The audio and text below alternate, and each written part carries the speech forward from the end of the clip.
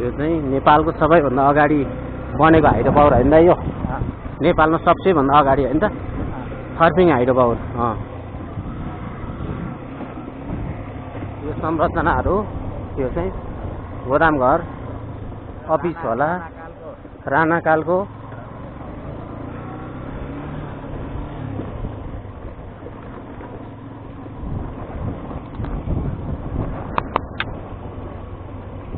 अब यहाँबाट गयो हाइड्रो पावर टर्बाइन मेसिन चाहिँ यहाँ तल बत्ती निकाल्ने हामी जान पनि खासै यताबाट हुँदै यहाँबाट यस्तो मासतिर ए पारीबाट हो खै सर्टकट त यताबाट हुन चाहिँ यो चाहिँ देखिने हाइड्रो पावर हो यो घर हो यो देखिरहेको ठ्याक्क अब यहाँबाट बल्खु निस्किने चोक भयो यो यहाँबाट हामी मोड्यौँ